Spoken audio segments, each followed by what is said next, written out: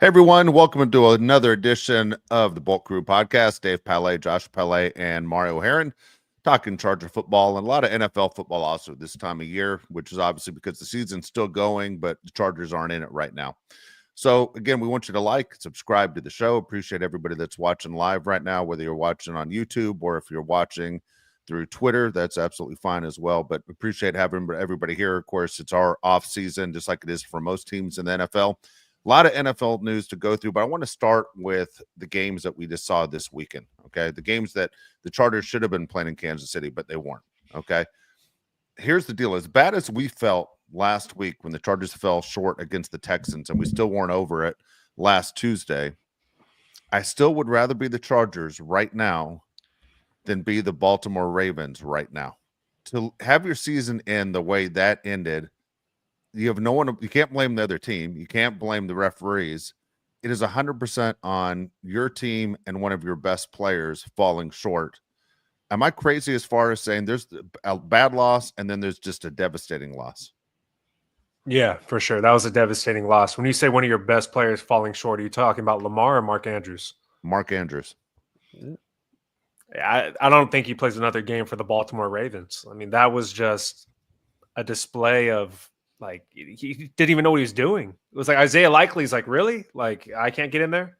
It was incredible, Mario. I'd never seen Mark Andrews play that bad. I mean, the drop pass at the beginning of the game, then the fumble at the end, and then the drop at the end. That was uncharacteristic. And of course, Charger fans are like, we got to get Mark Andrews. We need Mark Andrews. I'm like, really? You just saw his demise on national television, one of the biggest games of his life. Yet we need to give up a draft pick for him. I do not feel that way. I don't know how you feel about the situation, Mario. I'm all set. Thanks very much. On to the next one, right? Like that's how I feel about Mark Andrews. It wasn't a good showing. I think the only thing that's worrisome for the Ravens is it's not like you have a plethora of receivers and number one guys. You kind of leaned on Mark Andrews to be your guy, and then you try to go to him in your biggest moment to advance you to the next round, and he drops it, right? And on top of that, too, Dave, like remember earlier in the game when Lamar's scrambling, dumps off the Derrick Henry, and it looks like a pitch, and Derrick Henry drops it, and you're like, oh my God, can you not even rely on him? Is this what's happening right now? It was a complete failure, I think, all around about the Ravens. And, you can say whatever you want about Lamar, say whatever you want about Mark Andrews, but I think as a whole, that team wasn't ready to win and didn't do everything in their power to win that game. They made mistakes. And if you haven't seen the playoffs, if you make mistakes, the other team's going to capitalize on it because this is, the best teams in the NFL. This isn't Browns that you're playing. No, okay. So, I mean, Mark Andrews obviously, falls short. It's going to be one of those plays that haunts him for the rest of his life. You guys are too young to remember, but for me, the first Super Bowl I remember, okay, I'm going to date myself a lot right here. Super Bowl 13. All right. First Super Bowl I remember. And it's the Dallas Cowboys against the Pittsburgh Steelers. And the Steelers win 35-31, I believe is the final score. But Roger Staubach throws a ball to his tight end in the end zone that hits him square in the heart. And it's Jackie Smith, who's a Hall of Fame tight end. And he drops it, hits him right in the heart. And there's so many things crazy about the clip is because Danny White, who's the backup quarterback to Roger Staubach, who's super religious, you just see him on the sideline spiking his helmet. Like, dude, you don't even get in the game. But he spikes his helmet into the ground. And then the announcer's like, drops he has to be the sickest man alive. Bless his heart. And anyone who lives in the South knows bless your heart's a huge insult. So he drops that on him in the complete call of the game, and they lose by 4, and you're going, holy cow. So kept Jackie Smith out of the Hall of Fame, by the way, for an extra 25 years, that one drop pass. But for Mark Andrews, it's going to haunt him for the rest of his life. And this is where we love social media, okay? On the show, I send probably more stuff to these guys than they send to me. But when you see something crazy, but it was the clip I saw after that drop ball for the 2-point conversion for Mark Andrews, the one where it's the drunk girl at the party, and she's pulling her friend from the side, and she goes, I got to introduce you to the person who effed everybody. And then they show the clip. Hi, I'm Mark Andrews. And I was like, man, the internet is fast and it's always entertaining, and it's funny because it wasn't, the Chargers. But man, I would have had a really hard time this offseason if that was the Chargers. Like, I really was bothered by the Texans loss, but to have it in like that is unbelievable. Why are the Chargers the Ravens sloppy seconds? Aren't we better than that? Like, do you guys disagree with that? Because everybody, like I said on social media, is like the Chargers need to get Mark Andrews. Like, this is a good opportunity for us to swoop in. It's like we should have more respect for ourselves than to say we want to get a guy at the end of his career. Mark Andrews ended up with a ton of touchdowns this year, but he was not very impressive, right? A lot of his touchdowns, he's wide ass open. Lamar Jackson scrambles around and then dumps it off to Mark Andrews, kind of like the pass that he dropped for the 2-point conversion. That's the way that I look at it, Mario. I'm cool with getting Tyler Warren in the draft or Loveland from Michigan in the draft or anybody in the draft. But I think the Chargers are in a position where we shouldn't be taking the sloppy seconds from the Ravens for the entirety of Jim Harbaugh's tenure with the Chargers. Also with Ortiz, because he came from the Ravens doesn't mean he's going to want every Ravens player. Hopefully. Yeah, and like you said, aren't we the team that builds to the draft? Look what we just did this past year. We just rebuilt our whole secondary through the draft. Can we not do that with the other positions? I don't see the need in going out and trading for Mark Andrews or signing him and spending more money than you would through the draft. I just don't get that. I'd rather have a guy that, grows with Herbert than a guy that's going to be good for 2 to 3 years and he's out the door, or maybe it's even sooner than that. I'd rather get a young cat that's really good, really athletic, and he ends up being a pivotal point in the Chargers organization. And we get like an Antonio Gates, Philip Rivers part 2, but they actually win in the playoffs and they actually do something, that has your jersey up there forever. So I'd rather do that. I am with you too. The whole Ravens, let's pick up everyone they drop. Kind of sick of, especially because, Dave, I think the Ravens are really flirting with maybe changing the direction of their organization. Like, how many more times really are they going to do this where they just get to the playoffs, but then they don't do anything? Like, how many more times? Well, okay, so look, the NFL over the last 10 years, the Baltimore Ravens have won the most amount of games. The most amount of games to not go to Super Bowl is what I'm saying, okay? So they've had 10 years of playing really well and not to go to a Super Bowl.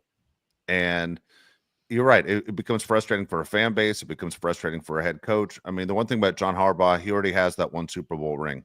Lamar Jackson has taken a ton of criticism for being a great regular season player. Can he get over the hump? Can he get to that game of we're talking about Lamar Jackson for the next 2 weeks as the Super Bowl is the only thing that matters? You think eventually it will come when you have that kind of talent. Well, you just wasted a year of Derrick Henry, right? We keep saying, well, the Titans got rid of him. Derrick Henry, how much does he have left? One thing about Derrick Henry, we can all agree, it's hard to bet against Derrick Henry. Like, he has proved everybody wrong his entire career.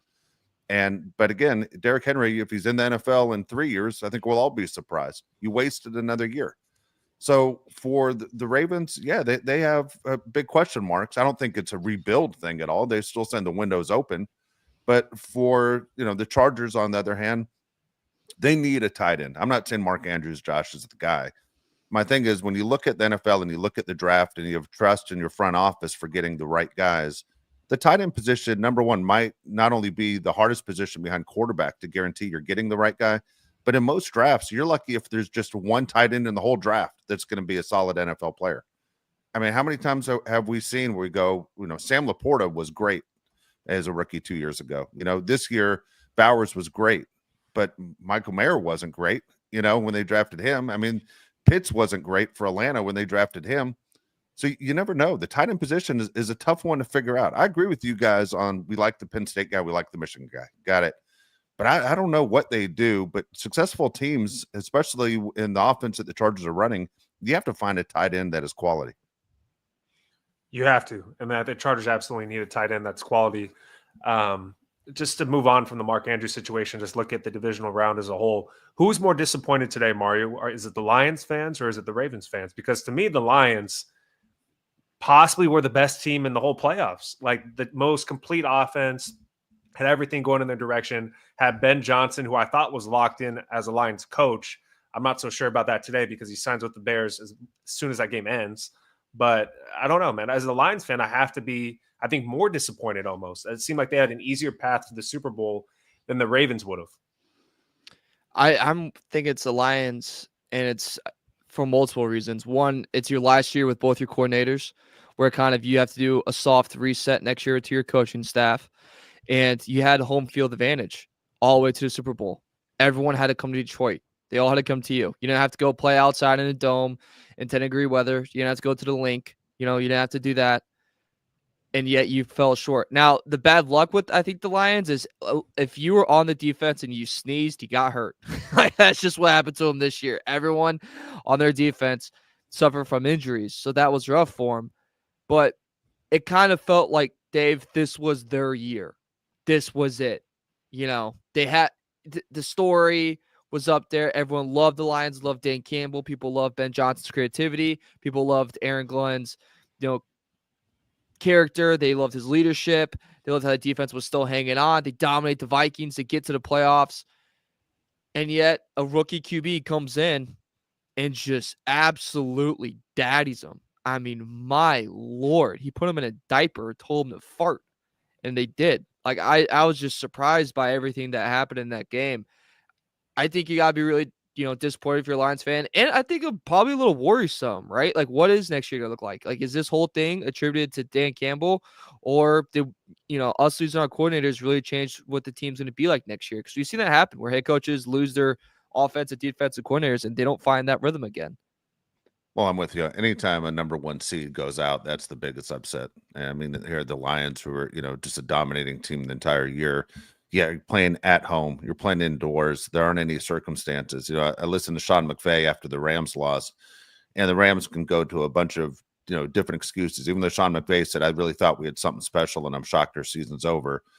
Dude, they rebuilt. The Rams had a bunch of young players. They went and played in the snow. I mean, they were in circumstances that they usually aren't in. Plus, they were playing a Philadelphia team that was favored. So, Sean McVay, I understand you believe in your team. It's not the same as the Lions. Sean McVay can walk to the podium and talk about the end of the season. Dan Campbell, I understand there were tears, coming down his face, and he steps up to the podium, and he's like, this one hurts. Well, it should hurt. You let the entire city down. You let your entire fan base down. You've never been to a Super Bowl. You fell short, and as you just mentioned, you might have lost your best coach for next year. That's now going to be inside your division, and Ben Johnson. Aaron Glenn was supposed to be the new head coach of the Saints. If I'm the Saints, I'm like, we're going in another direction. Like, that's ridiculous what just happened. You could not give up enough points. You couldn't stop a rookie quarterback, as you said, Mario. So for the Lions, they have huge question marks because Dan Campbell's a motivator. He's not that guy. He's not the guy sitting there breaking down X's and O's, and he's the difference. He's not that coach. He's a motivator guy. My opinion, these are Herm Edwards. He's an Antonio Pierce. He's those guys type of coach that is basically there to keep the locker room basically sane. And you know what? When guys start pointing fingers and you look at some of these contracts that the Lions have, nobody wants to hear about injuries, by the way, because every team goes through them. I understand the Lions went through a bunch of them. Nobody cares that Chad Hutchinson or whatever, not Chad Hutchinson, Aiden Hutchinson broke his goddamn leg. Nobody cares. But when you signed David Montgomery, when you already had Jahmyr Gibbs, that's money you could have spent somewhere else to fix problems. Again, I don't know if the Lions are run that well. So did that window of opportunity close? Not completely talent-wise, but for the Lions, as far as their best opportunity this year compared to the years in the future, I think it just passed. Armando says right here the same thing I was about to ask you guys right now. Was McVay right? He said Jared Goff is not the guy. Yes. It kind of looked that way in that game. I mean, the offense is stacked. And everybody, I'm going to take a different direction here from what everybody has been saying, Mario. They go, David Montgomery and Jahmyr Gibbs is the best tandem in the NFL running back wise, right? And I agree with that. The Lions are in a unique situation where they have a good running back in David Montgomery, but they have a great running back in Jahmyr Gibbs. And every time you give David Montgomery the ball, you're taking away a potential great run from Jahmyr Gibbs. Every time they gave David Montgomery the ball in that game, they hurt themselves. And I don't know if other people saw it that way, but every single time David Montgomery ran the ball, the burst is not there as Jahmyr Gibbs has. The ability to break a huge run is not there with David Montgomery. And I think the Lions, like Dave said, got a little bit greedy with their running back room. The money could have went to somewhere else to help that team. And I know I'm nitpicking because they have a really great roster and a really great team. But when you see the deficiencies they have in that game, you got to question, why do we have two running backs? Like it's kind of like insane. Why can't you just have an okay running back behind a great running back? You don't need to spend the money on David Montgomery. Also, another thing that I saw, Mario, which I thought was really interesting, is Kurt Warner's opinion on snow games. Did you see this at all? Oh my, yeah, he's been preaching about that. He's been a big, F snow games, but go on. Yeah, so for anybody that doesn't see what Kurt Warner has to say about snow games, he says, "I'm not in favor of when weather can dictate a win or a loss. If it snows in New England and I'm on the Arizona Cardinals, I can't prepare for that, but they can play in Arizona. There's no issue with the weather here." I don't know if I agree with that. I think one of the cool things about football is that the weather can be anything, and you're going to play no matter what, unless it's lightning, of course. But what is your opinion from somebody that's from Indianapolis and you live now in Washington, D.C.? Do you think snow games are bad for football? Do you think they're good for football? I love snow games more than I love my nieces and nephews. It fires me up. I think they're so fun to watch. I think it's a fun twist to the game. I do get what he's saying. It is an advantage, and it is hard. If you're in Arizona, if you're in California, and you're preparing to play Philadelphia Eagles, the Washington Commanders, and it's in their stadium. It's how do you prepare for that? You're going to, Chicago, Green Bay, where it's blistering cold. How are you going to handle those current situations? On top of that, though, and Dave said this every time I do they got advantage because it's cold. Not every single player that's on the Los Angeles Chargers, Rams, Arizona Cardinals. It's not like they're all from that area. They didn't all grow up in LA.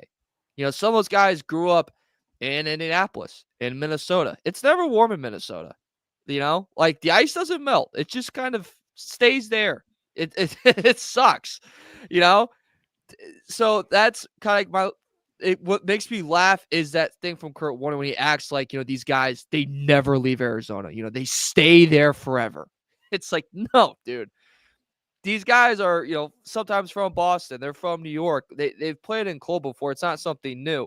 Yeah, it sucks, Dave, when you don't have, can't pivot as well or can't cut as well. But it's also it's part of the game.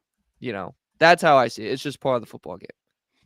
It's an interesting question because, we always talk about playing in bad weather, right? We do love to watch it. I'm not going to lie. I mean, like when you hear it might snow, I'm always that guy, man, I hope it snows. Like I want to see a lot of snow. Yeah, dude, it's the like best. I do. We had the conversation a couple weeks ago. What's the advantage on uniform to wear in a snow game?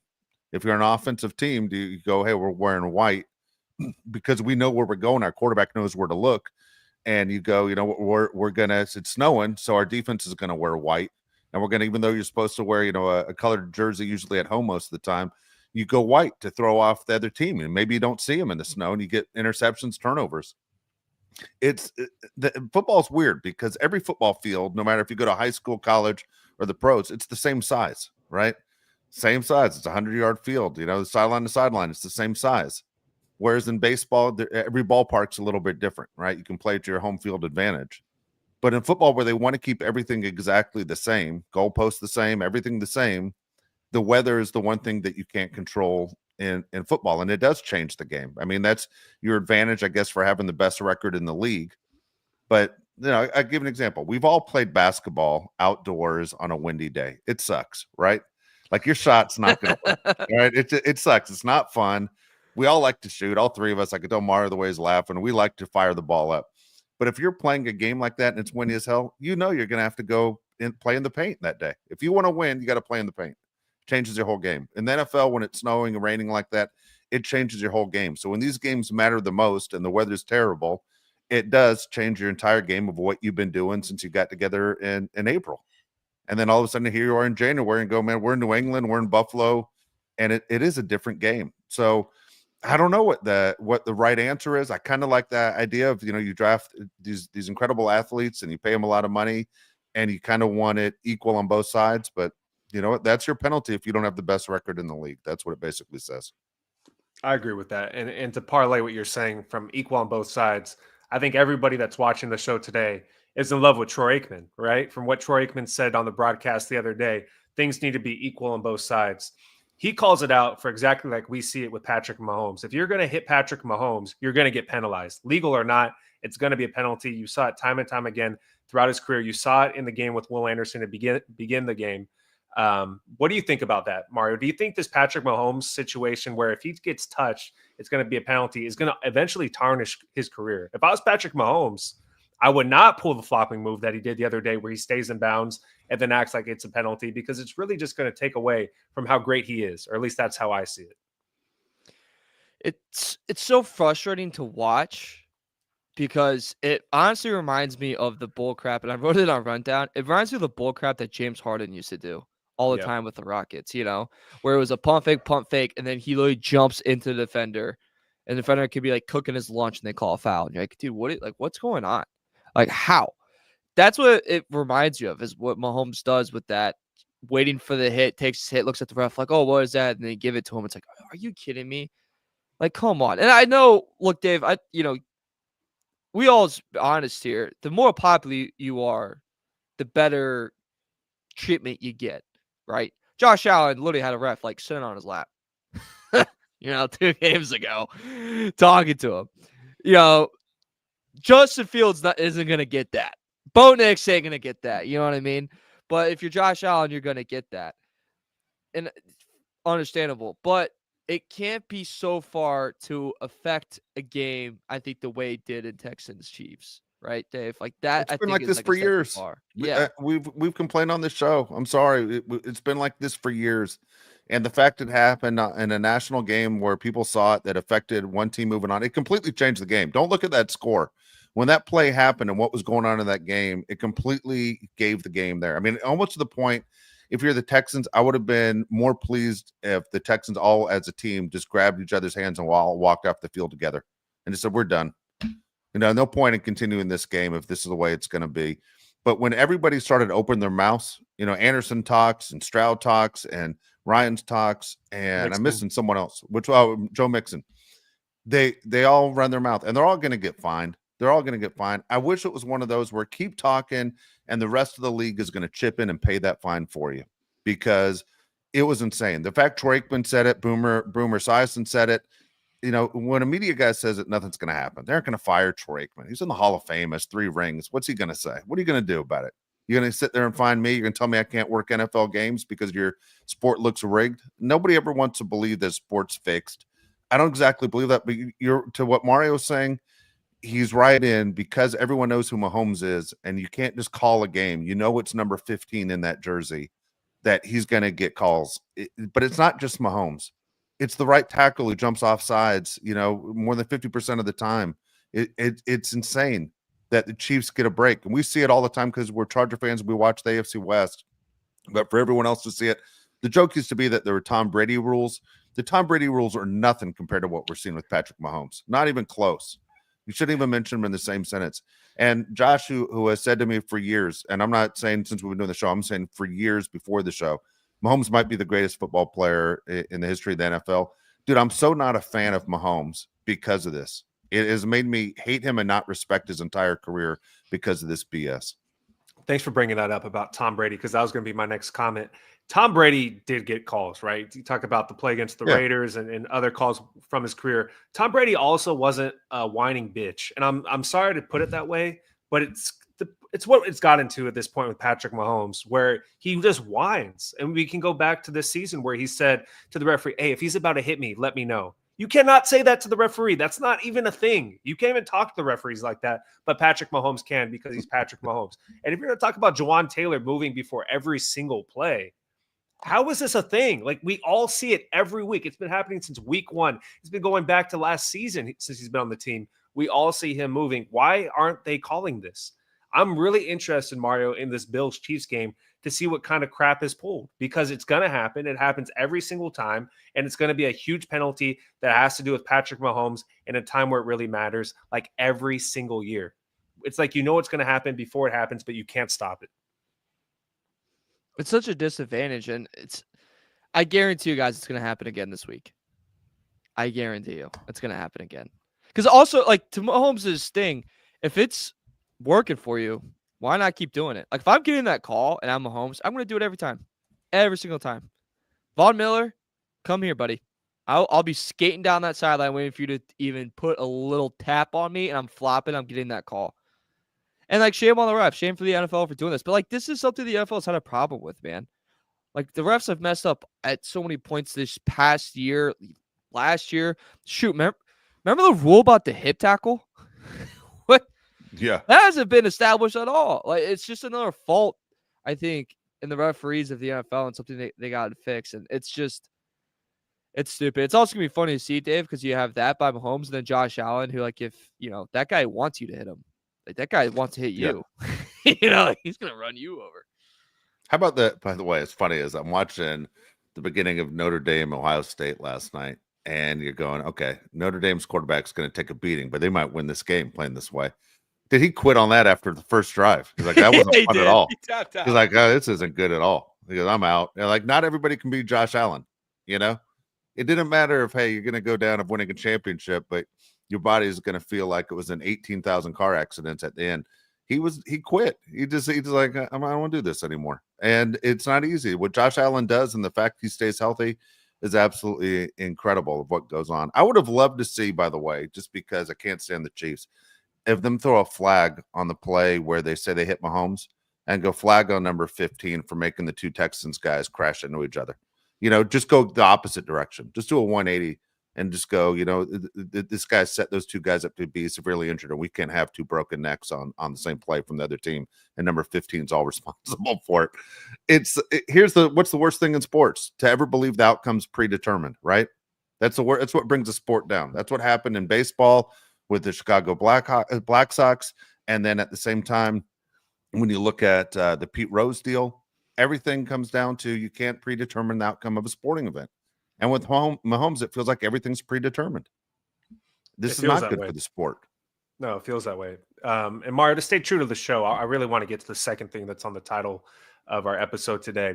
Is there any teams that come to mind when you say, yeah, they made the playoffs this season, but I don't think they're going to make it in the 2025 season? How do you look at it?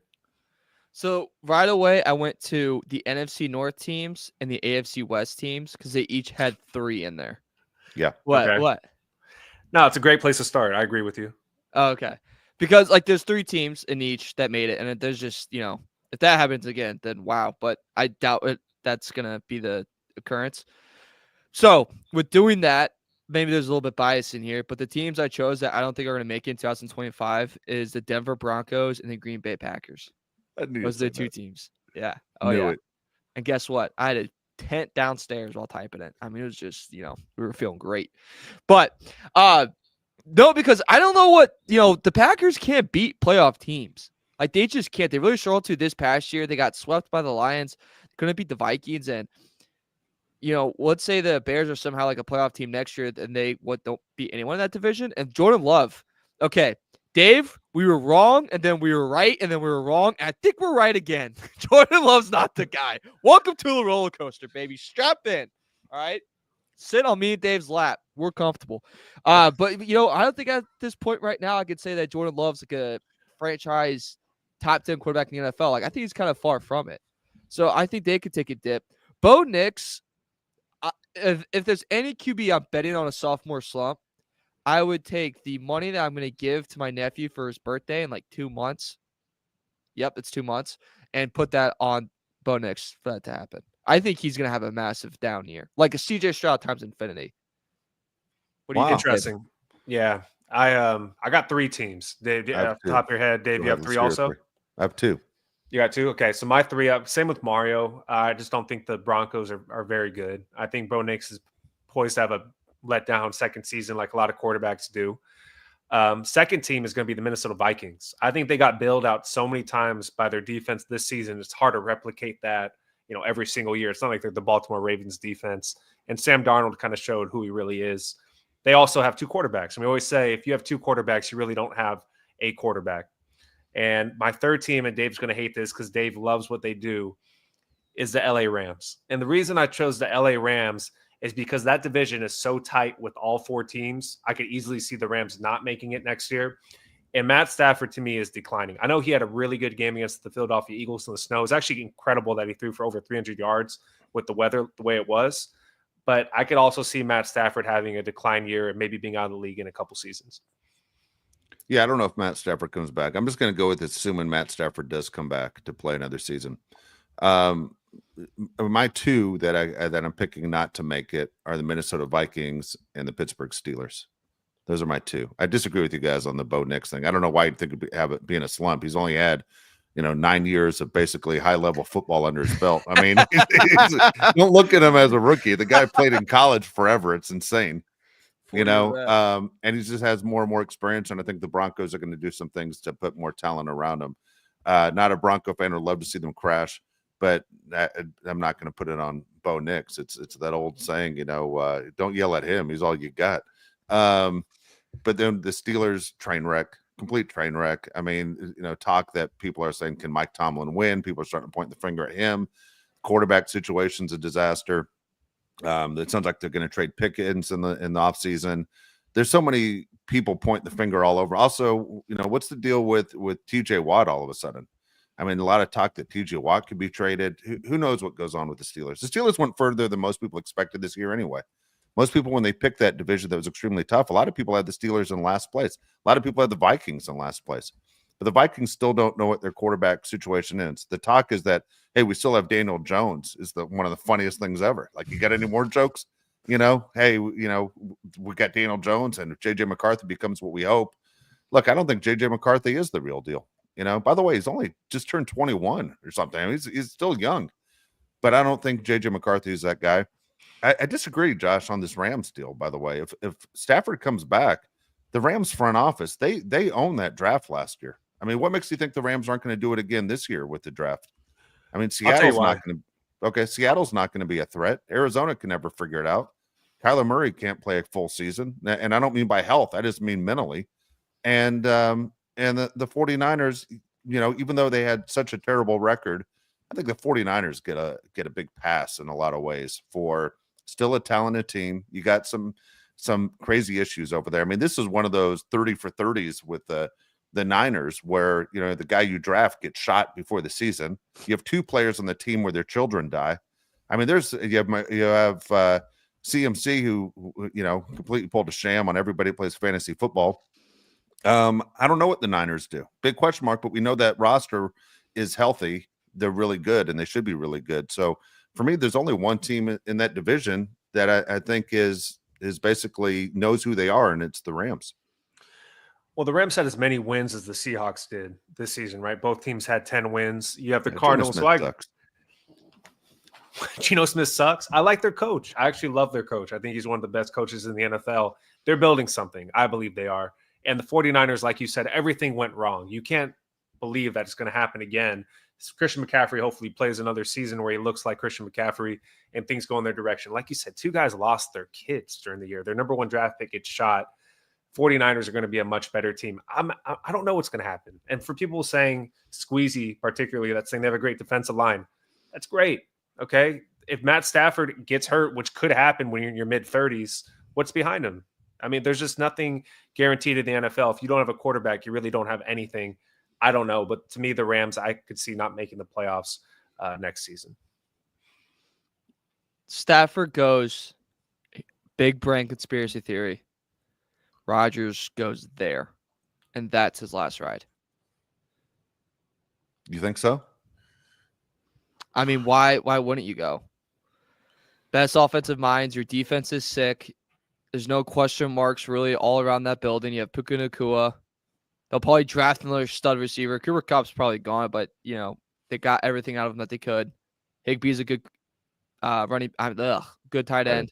You have a great running back.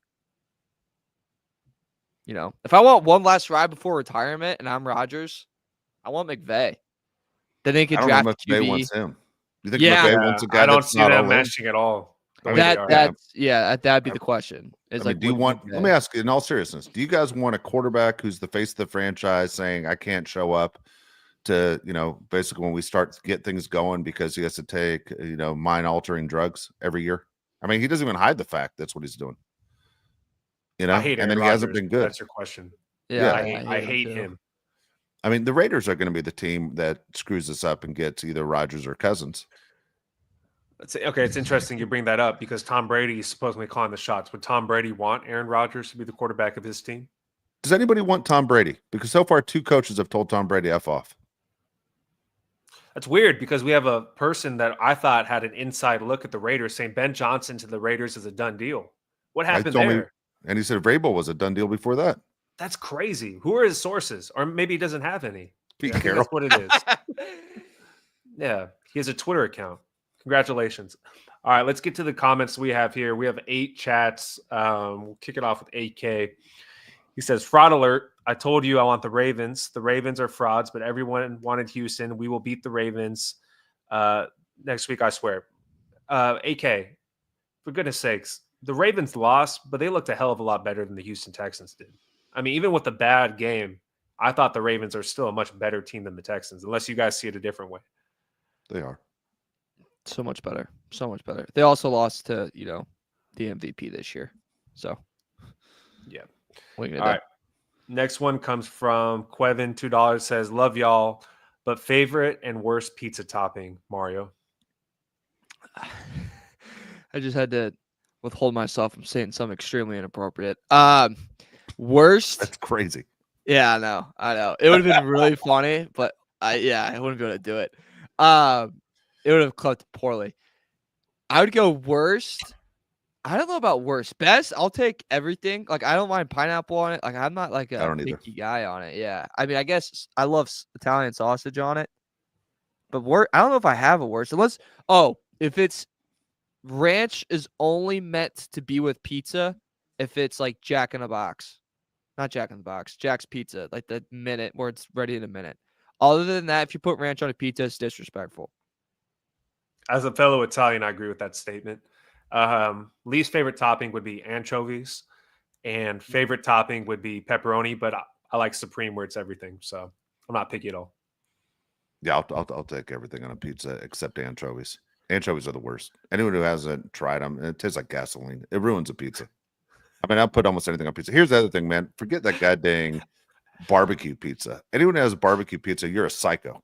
It's awful. I agree with that. It is terrible. I don't care where you get it. If anyone even says I ordered it, man, I won't touch it, and I'll just look at you weird for the rest of your life. It's a great call. The barbecue pizza is overrated as hell. There's nothing that makes me more mad than, hey, we're ordering pizza, and then someone gets a barbecue, and they're like, oh my god, it's so good, you gotta try it, and I take it and I throw it outside. I go, yeah, that's for the people that live outside. That's who that's for, not for us. What's better, regular crust or cheese stuffed crust? Regular crust. I want to taste cheese in my crust. I don't think I've ever had cheese in the crust before. Really? Yeah, I don't think I gotta get on that. And I like deep dish pizza also. When people say they don't, when Chicago, the deep dish pizza, only from one place, by the way, is it great? What's the name of the place, Josh, in Chicago? That Giordano's. Remember they warned it. Which one? Giordano's. Giordano's is the best. Yeah.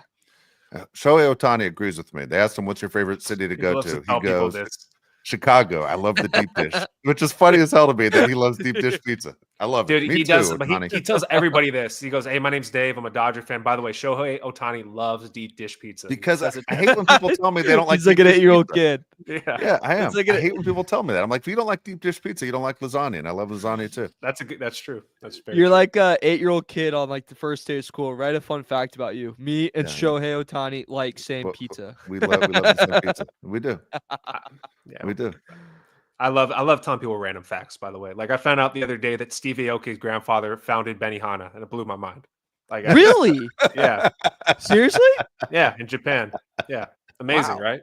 Yeah, crazy. Was he the same guy that screwed over Belfort then? Yeah, it was like Wolf of Wall Street. Benihana? Benny F and Hana? Oh, yeah. That's funny. All right. AK, he says, Uncle Dave, I love you. I have 3 things to say today. Part 1, have faith in the coach and GM. The pressure on them to do what I need to do. Stay tuned. I do have faith. I have 100% faith. I've never lost faith. I agree. I 100% faith in what they're going to do in this offseason. All right. This one's for Dave. This one comes from Quevin. Says, gas or electric vehicles? I got both. My wife has an electric vehicle. I have a gas vehicle. I will tell you this. It is fun as hell driving the electric vehicle. I'm not gonna lie. The other day, my wife, who just got one about 4 months ago, was at a red light, and there are 2 cars next to her at the red light, just revving their engines like crazy. But they weren't looking at her; they were looking at each other like, "Let's race." And they're making all kinds of noise. By the way, I don't understand the guys that alter their cars where the muffler makes that noise, like popping noise, like it sounds like the car's about to break down. Girls never do that. Only guys do that. And if you ever notice, it's guys who don't have girls that do that. Like, what are you doing? Why you have to be the loudest car on the block? Dude, you aren't getting laid off of that car. I'm sorry. You're a fool. And nobody likes to hear you coming down their street. Nobody wants to hear that crap. Anyway, she gunned that electric vehicle, dude. She blew right past every one of those. It was funny as hell. Someone had no interest in racing, completely blew those guys out of the water by 60 yards. It was awesome. There you Mom go. did street racing? Yeah, your mom's now doing Tokyo Drift, dragging Yeah. that thing at the end at the next light. Yeah. What the hell? Yeah. I'm with Dave. I like driving the electric, but I have a gas car. Okay, what's like the feel difference? I've never drove an electric car before. It's like driving a really nice golf cart.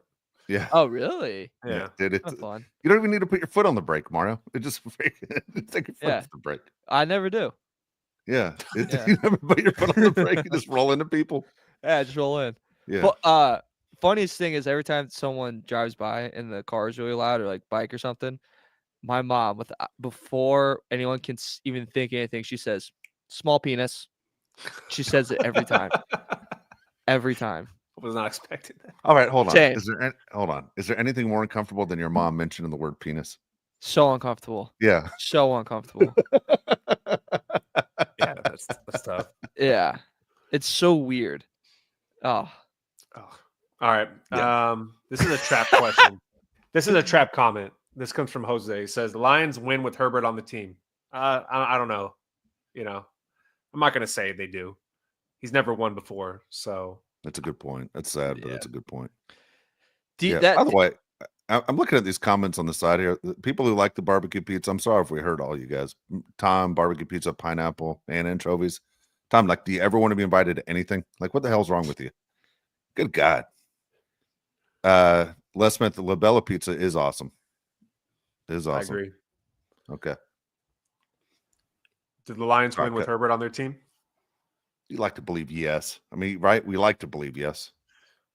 Yeah. Okay.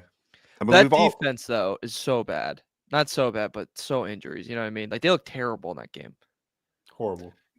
You know, we've all seen that it shows up on Instagram all the time. It's the stat on the side, the line drawn down the middle, who got the better end of the trade, and it lists all these Lions players that are superstars, and then Matt Stafford's on the other side. I'm telling you right now, the answer is Matt Stafford. Okay, everyone wants to believe it's all the other guys. Until you win a Super Bowl, the Rams got exactly what they wanted. That was the whole point of the trade. But until the Lions win a Super Bowl, it's always going to be Matt Stafford. All right, next one comes from Matthew Dahl, 199. Says, "Thank you, Mario, for the video. I won $300 on the UFC fight." Explain what he's talking about. I just watched this video. I just told Mario before you jumped on, Josh, that I just watched Mario's UFC fight card video. Yeah, leave thumbs up or thumbs down, whichever you prefer. Prefer a thumbs up, that'd be great. But yeah, just a quick breakdown. I love the UFC, and I'm trying to do more content in it, so I just kind of tossed it up, did all my research like I normally do. Shout out Marab, that was a big winner for us, and we'll try to stay up with that too, and keep it going. So stay tuned for it. Keep on the lookout. It's fun stuff. I love the UFC. It's the most fun betting of all time. You get to watch men that are 1,000 times more manly than you will ever be fight. It's pretty good. Nice. Good job, Mario. Kind of disagree on that one a little bit. What? These UFC fighters are all dumb as a rock. If they weren't UFC fighting, they'd all be in prison. They're psychos. Anyone who has those cauliflower ears, you're a psycho. I'm telling you right now. I've had so many UFC fighters in studio with me, and every time they're in there, I'm like, I might get killed today for no reason at all, just because I don't like the way I'm looking at them. The UFC fighters make me crazy nervous because they're all unstable. Look at the foreheads, Mario. Like you can tell there's something. There's a chromosome missing. They're all effed up. The best ones don't have like those issues because it's all controlled. But there's some guys that you can tell wow, you're a loose cannon. Like Tito Ortiz was known as very loose cannon guy. Yeah, I've had him on the show. Yeah. Oh, we talked about this before. Yeah, you're like, he was a little. I was like, yeah. I've heard he's nuts. Well, let me tell you something, though. They could put you in an armbar pretty quick. Dude, really quick. And don't want to fight any of them. Dan Henderson used to come in the studio and threaten to kill me every time. And you're like, this is not fun. Why do we keep bringing him in here? It's like taking a lion out of the cage. Yeah. All right. This next one comes from, I'm going to mispronounce your name. Sepper Nozari, $10, says, should we get T. Higgins or spend the same amount of money on Aaron Jones and Trey Smith and maybe one more offensive lineman? I do not see how Ortiz and Harbaugh can spend that kind of money for one wide receiver or a wide receiver one instead of 3 players. Okay, so I agree with you. I'd rather spend the money on multiple players than just one, but I'd rather have T. Higgins than the players that you named. The reason why is I really do not want Aaron Jones. He's good now, but we all know how running backs age. And Trey Smith is somebody I would want, but an offensive lineman is something you're going to get in the draft, I think. So T. Higgins is who I want. Garrett Wilson's who I want, but I wouldn't spend so much money on them, Mario, or trade so much for Garrett Wilson that we can't get other players to fill out the roster. I'm in the same boat. It'd be nice where it's divvied out and that you just go spend all on one player and then try to fill in the holes with subpar guys. I call that the Phoenix Suns. It's working out for them. I'd rather do that option. And by the way, the T. Higgins drama, Dave, I don't really buy. When he was like, I don't want that drama. He was playing for a notoriously cheap organization. Yeah, I want to see T. Higgins as my guy. I understand what you guys are saying with the 3. That'd be great, but you literally have to get a big time player that you think's the number one. And it's nothing against Ladd not being the number one. It's literally to protect Ladd. Like you have to have a threat so Ladd's just not getting focused and just taking a beating. Look at this kid's body. Like if he walked into your house just wearing jeans and a polo shirt, you wouldn't even think this guy's an NFL player. The fact he's as good as he is, how long do you think he can last at that stage? You know, he's getting hammered all the time. Yeah, I mean, look at Wes Welker, right? The guy can barely. Yeah. What does Dave say? He's answering the iron. He's at home answering the iron. Yeah, he's getting killed out there. So we need to protect Ladd McConkey. I agree with that. Okay, this one comes from Cam Teague 85 1999. Thank you so much. Says, I hate the narrative that the Chargers played a weak schedule. The only difference between our schedule and the Chiefs schedule were 3 games plus the Chiefs don't have to play the Chiefs twice. I'm sick of it. Laugh out loud. What do you think, Dave? I like that. I like that point right there. They didn't have to play the Chiefs twice. The referees' minds would be blown. You know, if the Chiefs had to play at the same time. What do we do? What are we supposed to do? How do we rig this game? I like that. The Chargers don't get a lot of credit, man, but you got to win a playoff game to get credit. I really don't care what the national media says. My thing is if people can sit there and sleep on the Chargers, go ahead and do it. I mean, if you're sleeping on the Chargers after them winning 11 games, you're crazy. You don't know the sport. Yeah, I agree. I keep pointing back to what Joe Ortiz told Daniel Jeremiah. This is going to be the worst roster you've seen under me. So I believe that 100%. The schedule was on the weaker side, but you need to beat the playoff teams, right, Mario? If you look at how the Chargers fared against the playoff teams this year, it was not good. And I think going forward, the Chargers are going to be much better. And something for the schedule that sometimes people don't know this. We all know this here. Where you finish your division, that's what you face next year. It's like if you win your division, you face all the division winners of not every division, but most of them the following season. So that's why the top teams have harder schedules. You know, it wouldn't make sense to put, Raiders against every single conference winner. Like they can also, they can barely tie their own shoe. It's not making life too hard for them. Yeah. Next comment comes from AK 99 cents. Appreciate that, AK. Do you guys have any final thoughts before we get out of here? No, I think that someone's asking me what makes me mad today. Want me to answer that? Yes. I might go like how Mario's the Dave's rant all ready to go. Saved it. Saved. You just saved it. Like at some point, this guy's going to go off the rails. Dude, it's all you crybabies out there who aren't Dodger fans. Okay, don't sit there and say you're ruining the sport. I'll tell you right now, the Dodgers are not ruining the sport. Get mad at your team for not going out and competing. And what I mean is get your ducks in a row, your front office, your ownership. Get your ducks in a row and go and spend some money. Don't tell me Steve Cohen of the Mets doesn't have money. Don't tell me the Phillies don't have money. Don't tell me the Yankees don't have money. Go ahead. You could have had Tanner Scott. You could have had some of these guys. Now, Sasaki told you, I'm not coming there. Got it. But there are other guys out there you could have got. You could have got Santander. Why is it that the Blue Jays are out having their ducks in a row and they figured it out? Yeah, no one ever goes there, but at least, the Blue Jays are trying. So don't sit there and put it on the Dodgers for trying. They're doing exactly what the fan base wants. This is the greatest winner of our lives. As Josh pointed out, who's not a Dodger fan, you realize the Dodgers won a World Series with a bullpen? Now that bullpen's even stronger than it was before. So stop. And it's the third best part of their team, probably. Third best part of the team. Josh is probably right on that. So, yeah, look, here's the deal. When Tiger Woods was really good, the bet was always, would you take Tiger or the field this weekend? And people bet the field all the time. Go ahead and take the field. Guess what? The odds are the Dodgers are not going to repeat. But at the same time, as a fan base, They're doing everything that the fan base wants them to do. With the ownership having the idea, the more we win, the more valuable our franchise becomes, which in the future, when we decide to sell the team, because it is a money-making business for the Dodgers. All right, the Guggenheim Group's not stupid. They bought the team for $2 billion. They'll end up selling that thing for $10 billion. That's how business is done. All right, it's an asset for them. And as Mark Cuban, who's the greatest quote ever in sports, is this. Dean was accused of this, by the way, but I think he went the other way with the hiring of Jim Harbaugh. Mark Cuban used to say, there are two kinds of owners, those who hate to lose games and those that hate to lose money. And I feel really bad for you if you're a fan of an owner that hates to lose money. And that's where it's screwed. It's like buying a Ferrari and then complaining that it gets horrible gas mileage. What the hell's wrong with you? Okay, so stop pointing fingers. Instead, point the fingers at your ownership, your fan base, your group, for not sitting there saying, if this is the way it's done, because there's TV money in baseball too, not local TV money for everybody, but every team gets $220 million before the season begins. Now go look at your team's payroll and see how much the owners are sticking in their pocket, like the Rockies owner who sells out all the time. Josh and I were there this past summer. All right, fan base, the team's 24 and a half games out, yet they're packing the place to see them play the damn Giants. And I'm like, you guys realize you're 24 and a half out? They love it, but they go out and get nobody. So you're pointing the finger at the wrong person. The Dodgers right now, I happen to be a Dodger fan, are doing everything I could possibly dream of. They hit every guy on my wish list, which has never happened in my life.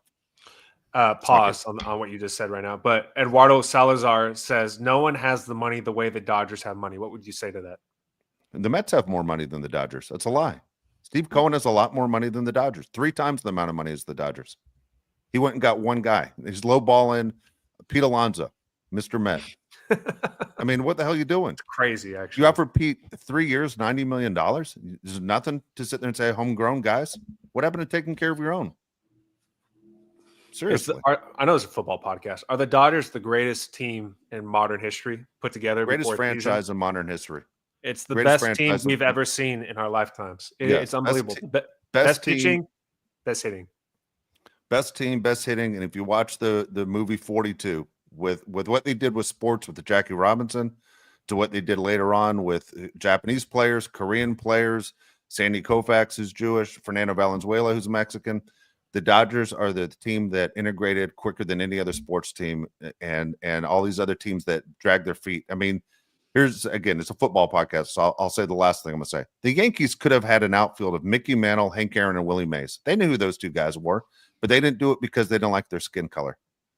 And how did that work out? Yeah, you won a lot, but guess what? You could have been known as that franchise for history of, hey, guess what? We weren't worried about skin color. We're worried about winning games. And that's all the fan base wants. You just want wins. You don't care. You don't care.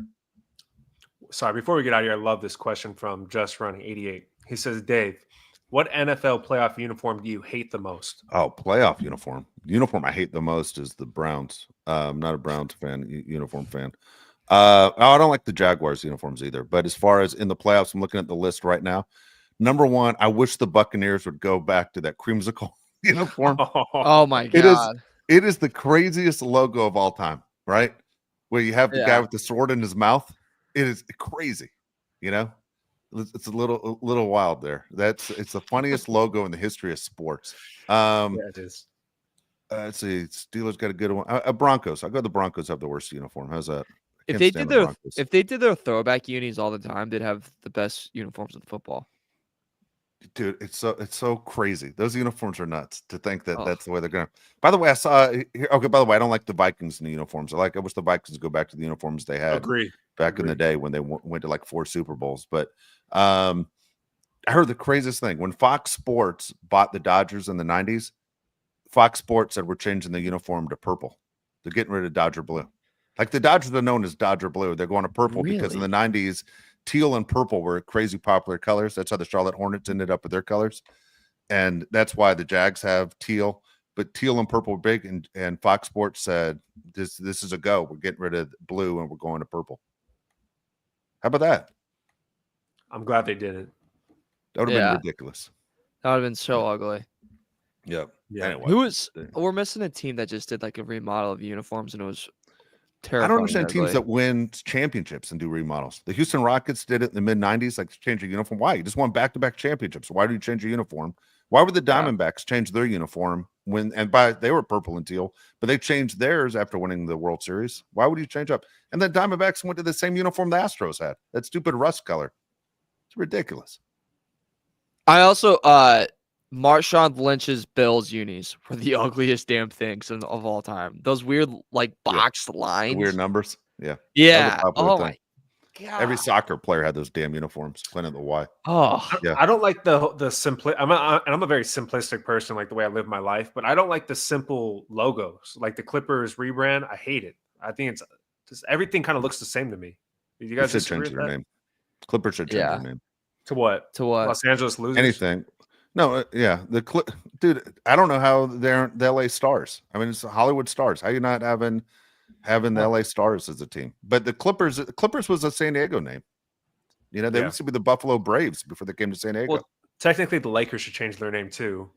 Yeah, Utah Jazz is the worst name in sports, by the way. Utah There's zero jazz music in Utah. Like, that's what the hell? it's not relatable at all. Yeah. I mean, it's ridiculous. That's a good one. That's an all-time forgettable organization. Utah Jazz? Yeah. Yeah, some crazy stuff. That'd be a fun segment. Forgettable franchises. Utah Jazz, Jacksonville Jaguars.